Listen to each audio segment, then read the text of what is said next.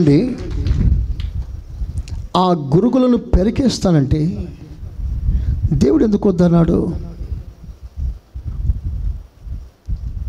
ఎందుకు దేవుడు అట్లా ఆటంకపరిచాడు?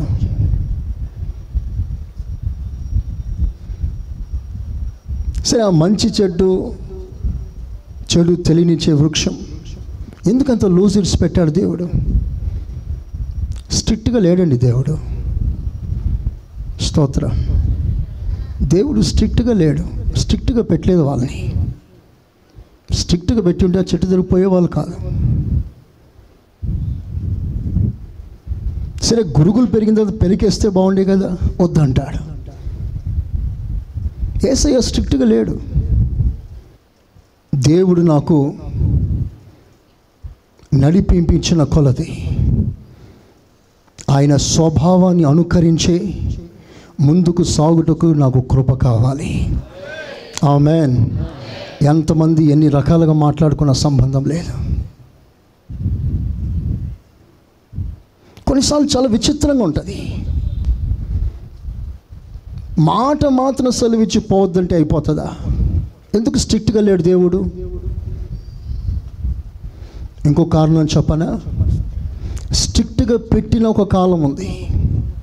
ఆ కాలంలో ఎవ్వరికి పరిపూర్ణత రాలేదు. ఆ కాలం ఏదో తెలుసా? ధర్మశాస్త్రం. భయపెట్టించి భక్తి చేయించాడు. కానీ భయపెట్టి భక్తి చేసిన ఆ భక్తి పరిపూర్ణతలకు రాలేదు. అందుకే నీ ముందు దేవుడు మంచి చెడు రెండు ఉంచాడు. Decide your self.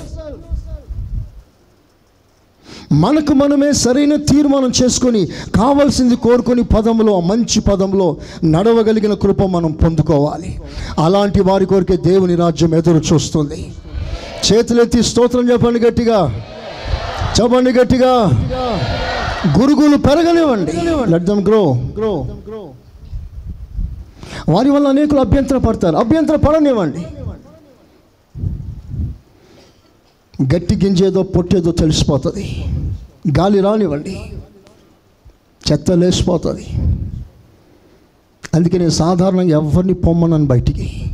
సాధారణంగా ఎక్స్ట్రీమ్ అవుతే తప్ప ఎవరిని బయటికి అన్నా. నేను వాళ్ళే బయటికి వెళ్ళటానికి సిద్ధపడుతుంటారు.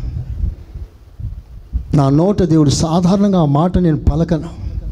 ఎంతటి వానైనా సహిస్తాను, క్షమిస్తాను. వారిని సరిచేసి వారిని ప్రభువులో పెంచే ప్రయత్నమే నేను చేస్తాను సాధ్యమైనంత వరకు. దేవుడు నాకు ఇంకా ఓర్పు ఇవ్వాలి. అందరూ ఆమేనంటారా? ఎందుకంటే సేవ అలాంటిది. We need much patience. ఎన్నో గురుగులు ఉంటాయి, భరించాలి, సహించాలి. అందుకనే ఇక్కడ ఉన్న ప్రతి వారికి ఒక తండ్రి మనసు కావాలి.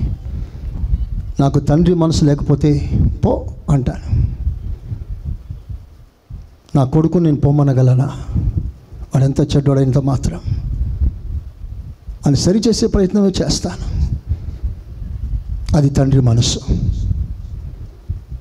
తండ్రి మనసు మాత్రమే కాదు, పరమ తండ్రి మనసు కూడా అది. God of chances. అవకాశం ఇస్తూనే ఉంటాడు. పొర బయటికని గంటేయాడు, కృపనిస్తూనే ఉంటాడు. ఆ మనసు మనందరికీ రావాలి. చెప్పండి ఆమేన్. సహించి క్షమించే మనసు ప్రతి ఒక్కరికి దేవుడు అనుగ్రహించునుగాక. ఆమేన్, ఆమేన్, ఆమేన్, ఆమేన్, ఆమేన్, ఆమేన్, ఆమేన్.